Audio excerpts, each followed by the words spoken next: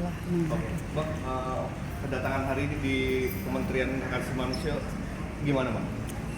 Baik, hari ini Selasa tanggal 4 Februari 2025 kami tim kuasa hukum dari 7 terpidana kasus Vina dan Eki di Cirebon datang ke Kementerian HAM beraudiensi sesuai dengan permohonan kami untuk beraudiensi dengan Kementerian HAM.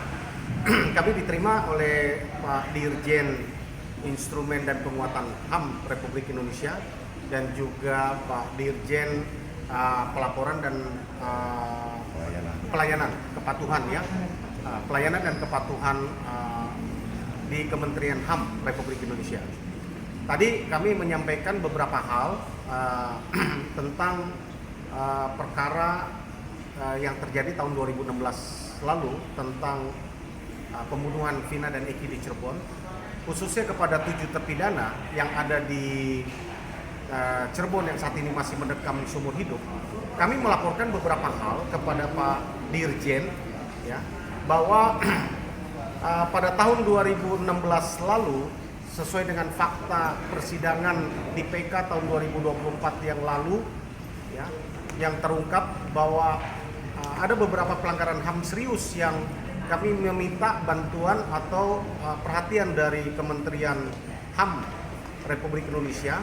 Pertama adalah fakta bahwa pada tahun 2016 lalu terjadi pelanggaran HAM kepada 7 terpidana, khususnya bahwa mereka pada tahun 2016 lalu pertama tidak didampingi oleh kuasa hukum, ya, penasihat hukum ketika mereka diperiksa atau menjadi tersangka di penyidikan di kepolisian tahun 2016 lalu. Ya, padahal ini penting. Ya, kenapa penting? Karena sesuai dengan amanat KUHAP, ya, bahwa mereka harus didampingi oleh penasihat hukum, ya, karena tuntutan hukuman mereka adalah lebih dari 5 tahun. Itu yang pertama. Yang kedua adalah bahwa terjadi, ya, dugaan penyiksaan yang dilakukan di penyidikan tahun 2016 yang lalu. Ya. Fakta itu kami ungkapkan di fakta persidangan PK 2024 yang lalu. Ada foto yang babak belur terhadap 7 terpidana.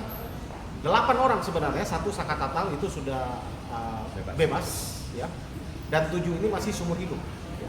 Fakta-fakta itu, ya kan, terkait dengan yang kami laporkan tadi bahwa kami sudah membuat LP. Kami sampaikan kepada Pak Dirjen tadi. Kami sudah membuat laporan polisi di Barreskrim.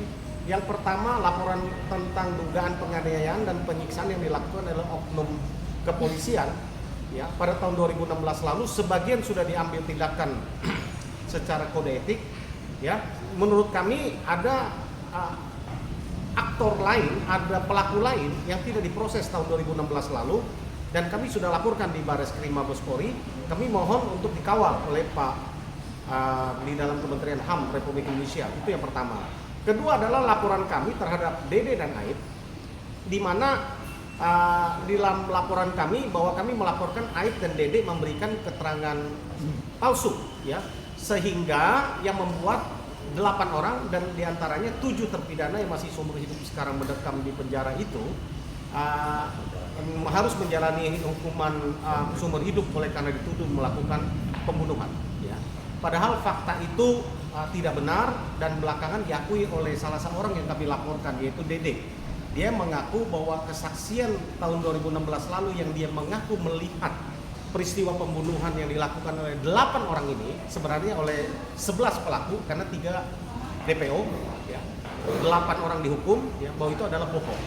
Ya. Kami melaporkan dia memberikan keterangan bohong palsu di bawah sumpah. Pelakunya sekarang ini mengaku. Dan menurut kami tidak ada alasan bagi Mabes Polri untuk tidak menaikkan status laporan kami terhadap Dede ini oleh karena pelakunya sudah mengaku atas apa yang kami laporkan. Ini adalah fakta dan kami memohon tadi Kementerian HAM ya untuk mengawal kasus ini ya karena ada banyak hal ya yang harus dikawal dalam kasus ini tentang pelanggaran-pelanggaran HAM yang terjadi tahun 2016 lalu hingga saat ini, karena mereka sudah mendekam dalam penjara selama kurang lebih 9 tahun. Ya, bayangkan hak mereka sebagai manusia, warga negara itu sudah hilang, yang menurut kami dari fakta yang kami hadirkan bahwa bukan mereka pelaku dari pembunuhan itu.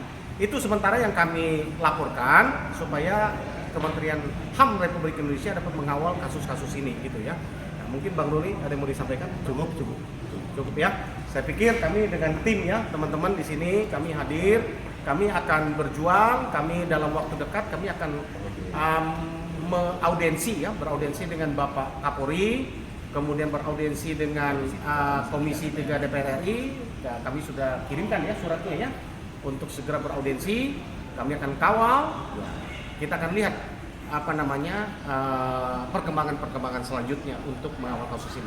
Satu hal saya mau sampaikan kepada masyarakat umum bahwa kami kuasa hukum dari 7 terpidana ini atas arahan dan perintah dari Ketua Umum Dewan Pimpinan Nasional Pradi, Bapak Profesor Dr. Toto Hasibuan, khususnya saya dengan Bapak Dr. Ruli Panggabean, diperintahkan Ketua Umum bahwa kami akan terus mengawal ini, kami tidak akan meninggalkan 7 terpidana ini. Kami akan terus berjuang apapun yang terjadi, apapun komentar masyarakat, apapun yang disampaikan yang di luaran, tapi kami tidak peduli karena kami tujuan di sini adalah untuk menegakkan keadilan. Dan yakinlah seperti Ketua Umum kami berpesan kepada kami, keadilan, kebenaran akan menemukan jalannya sendiri dan kebenaran itu pasti akan muncul, baik lambat atau cepat. Kami yakin bahwa saat nanti kebenaran ini akan terungkap. Mari kita berjuang bersama, doakan kami dan kami terus akan berjuang. Terima kasih.